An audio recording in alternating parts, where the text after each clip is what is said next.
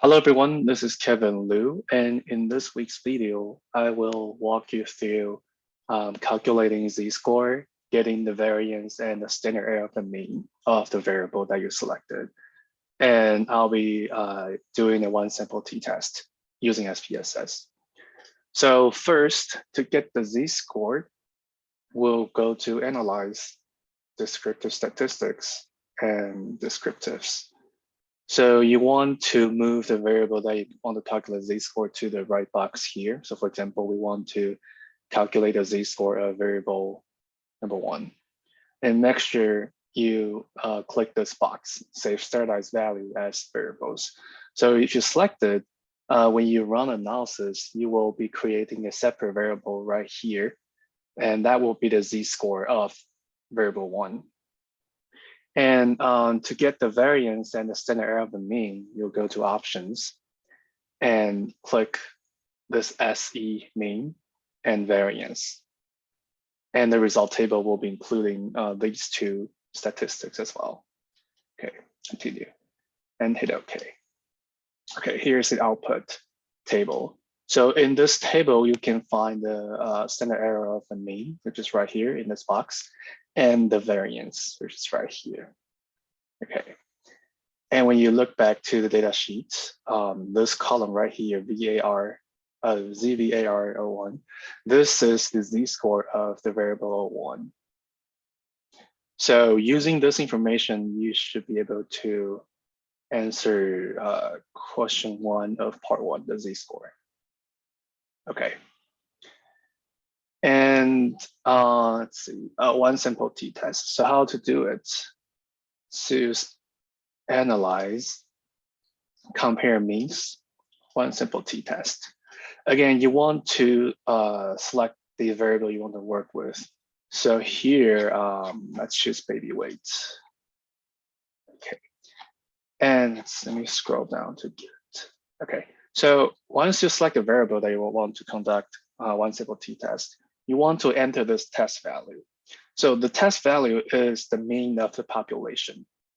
So for example, in the baby weight question, the national average is 7.5. So you want to put 7.5 here.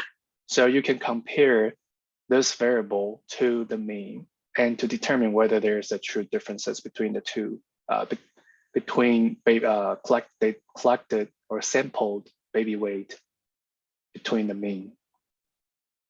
I'm sorry, you want to compare the mean of the collected baby weight to the average and to see if there's any differences. Okay, and in the options here, the confidence interval percentage, you can enter any value you want, but according to the question, we are using alpha to 0.05. So the confidence interval percentage will be 95%. Okay, and you won't have to do anything with some missing values. Let's click continue. Okay, and click OK. Okay, so here is the result table of this one simple t-test.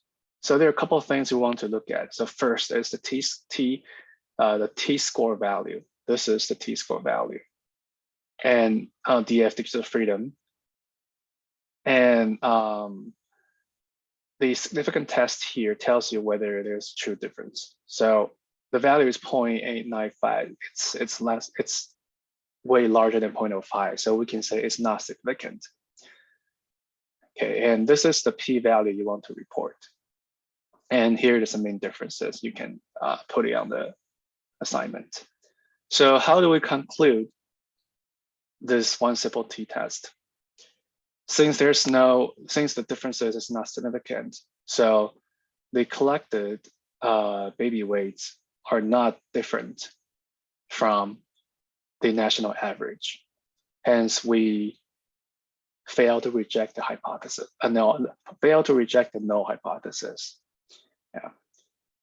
I'll make sure that you never say something like we accept the null hypothesis, because remember, the null hypothesis says there's no differences, absolutely no differences between the two data.